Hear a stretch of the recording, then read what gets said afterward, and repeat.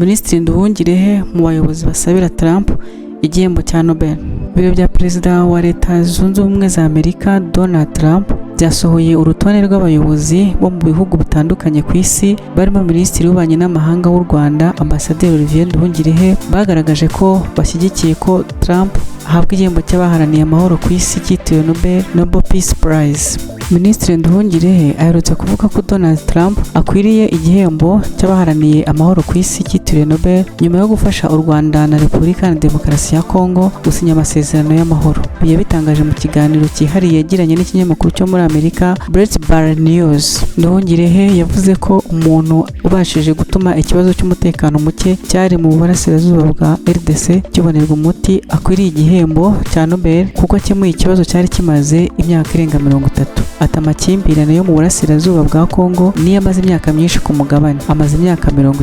Hari umutwe wagize uruhare muri jenoside yakorewe abatutsi mu 1994 maze icyo gihe cyose uhungabanya igihugu cyacu. Rero umuntu wese harimo na Trump ushobora gutuma ayo makimbirane arangira akwiriye Nobel Peace Prize. Ku wa 27 Kamena 2025 nibwo Olivier Nduhungirehe na mugenzi we wa RDC Therese Kayikwamba Wagner basinyanye amasezerano y'amahoro i Washington DC muri Amerika. Nyuma yo gusinya ayo masezerano aba bombi bakiriwe na Perezida Trump mu biro bye baganira n'itangazamakuru bishimira iyo ntambwe itewe. Nyuma y'ibyo biganiro Trump yatumiye Perezida Paul Kagame na Felix Tshisekedi mu biganiro bigamije gusinya andi masezerano y'imikoranire mu bijyanye n'ubukungu. Mu bihe bitandukanye Perezida Trump yagaragazaga ko akwiye guhabwa igihembo cy'amahoro cyitiriwe Nobel bitewe n'uruhare yagize mu gushakira umuti ikibazo cy'amakimbirane hagati y'ibihugu birimo Israel na Iran, Uburusiya na Ukraine ndetse n'u Rwanda na RDC. Trump yaherukaga gushyirwa kuri uru rutonde muri 2019 no 2020 nyuma yo kugira uruhare rukomeye mu gutuma Israel na Leta Zunze Ubumwe z'Abarabu na Bahrain basinyana amasezerano yiswe Abraham Accords. Igihembo cy'amahoro cyitiriwe Nobel gihabwa umuntu wakoze ibikorwa bidasanzwe byagiriye akamaro ikiremwamuntu. Ibi bikorwa kandi harimo nko kuvumbura, guhimba mu ngeri zitandukanye no mu bumenyi butandukanye. Hiyongeraho kandi